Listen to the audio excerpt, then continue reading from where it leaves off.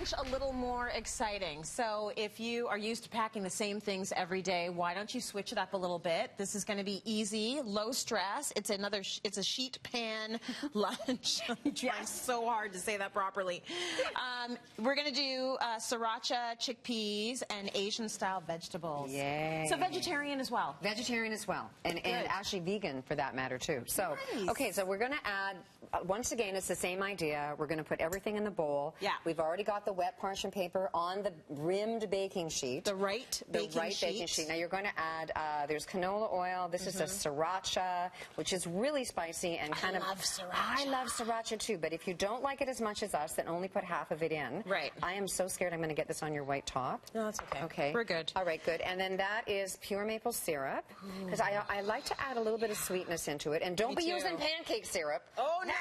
Pure Not maple. allowed. And then this is tamari, and Okay. tamari is gluten-free, as opposed to not all soy sauces are gluten-free, and so tamari is. So if you are living with celiac or you're gluten-free, then choosing a tamari is a good idea. Aren't you breathing in the Sriracha? Oh, isn't it great? But I almost feel like I want to cough. Oh, really? Like a little bit that's bad. spicy. Okay. No, but I like Is that it. all right? Okay. Yeah, Good. I'm one of those people. I will eat the hot thing and the snot's coming out of my nose, and I'm still eating it. I love it. I'm okay with it. For a cold. Yeah. Okay. Now I have really sensitive eyes, and so I'm going to just chop an onion here. Are you sure you don't just like those goggles? I just love these goggles.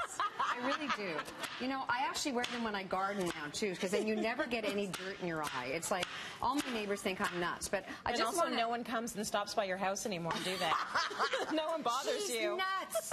Leave her alone. Anyway, you know what? I'm cutting them wrong because I was having so much fun talking to you. Okay, so that's not how you do it. Anyway, okay. What I wanted to show you was the half moon. So half moon, when somebody says a half moon, that's what they're talking about. Okay. So, and then you flip it, and always on a flat edge. Okay. Okay. So now that I've wrecked that part of the onion, we'll just, you know what? Who cares? Throw it in. It's a sheet. It's a sheet pan. And I won't come over to mark you on it. Although, wouldn't that be fun if I just showed up at your house? So that'd be fun for you. No, not to mark you.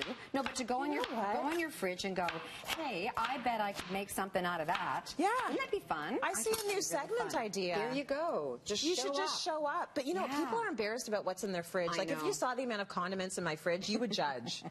There's too many condiments in there. I don't judge, but condiments, you know, you have to use them sparingly because they have so much sodium in. I have like 4 mustards in my fridge. That's okay. Mustard's all right. That's okay. A couple of Dijon, a couple of French. Okay. No, that's good. I thought you were going to say, you know, like some kind of weird condiment that has lots of sodium in it. Yeah, anyway, we have those too. We have those too.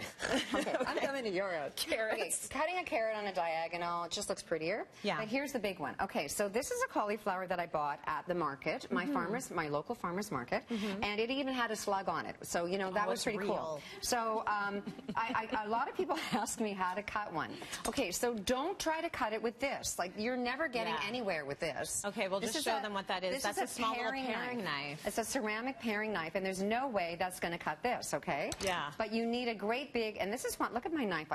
My nephew burnt it on my stove. That's a well-used knife, though. Yeah, he melted it. Anyway, okay, so, you know, but I still keep it. So you're going to cut it right down like this. Now, other people core it first, but I think that's stupid. And then you've got a flat edge, and then you always want to have a flat edge. And so when I do cauliflower, then you can use a little paring knife and cut out the core then. Okay. But a lot of people try to core it when it's in a circle, you know, and that's just asking for trouble. It's too hard.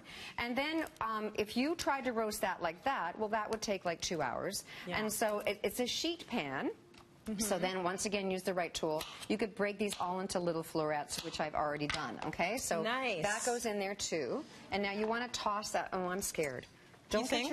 Yeah, because I am I'm going to be so gentle. Okay, be so gentle. Okay. And then I've got baby bok choy. Ooh, this is a good meal, Mare. Look at these little babies. They're so cute. Lettuce in there. Lettuce in there. So good for you. Okay, they are good for you. And they kind of go crispy like chips. Yeah. That's so awesome. And then the last ingredient is chickpeas. Now, my favorite ingredient. I love chickpeas. Oh, I love them too. We use them so much. Anyway, no salt added. You want to rinse them, but here's the big trick. They have to be dry-esque. Because if they're not going to go, they just go yucky. So you want to make them dry on a tea towel after you've rinsed and drained them. Okay. And then I'm going to fly them in and add those to there. Very nice. See, isn't this fun? It's so cinchy. You do this like you've done it a million times. Well, oh, she has. This is your life. This is my life, okay? And then we're going to stack it all up here and then tip it into the pan. And so tipping, I think, is a really good home ec tip so that you don't pour it. You want me to try it? No, because so tipping is when you go... Like that? We're doing it for TV, but you actually put the bowl right onto there, and then you're tipping it. But should I be doing this? Yes, or is this you totally should. wrong? Okay. No, this is fantastic. Okay. Doesn't that look absolutely yum? Oh, it looks scrumptious. I know. And then you flatten it out so it doesn't steam. Okay. Because you want it to get roasted. See, you can get your kids to help you. You can pretty much put any vegetable in there you want. Anything you love, or anything you've got in your fridge. I know, we're it's all a about, great like, way. Use it. Oh. Use your vegetables. It's a great way to get rid of, to use up your vegetables. And then I just pack it in, and then pack it for work.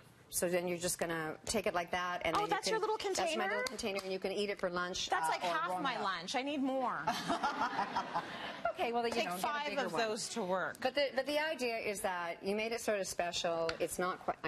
I guess I'll take them off anyway. No, you like them. I love That's them. okay. I really love them. You know, it's like looking through life with rose-colored glasses. It is. It's kind of... And I am optimistic. Anyway, so yes. I have a question for you. Ask. Is there anything you would not put on a sheet pan? Are there any vegetables you just don't want to roast, or is anything fair game? Anything's fair game is a great question, but the amount of time is different. So you'd have to know that if you roasted asparagus for 45 minutes, it would be asparagus chips. Do you know? So you want to kind of put the same things at the same cooking times. Yes. So Brussels sprouts would be really interesting in here, broccoli. The reason I put the bok choy in is that I wanted to add a crispy element, and so I thought it was kind of a different element to put in. But unless you know your cooking times, don't go willy-nilly. Just kind of be on the same basis.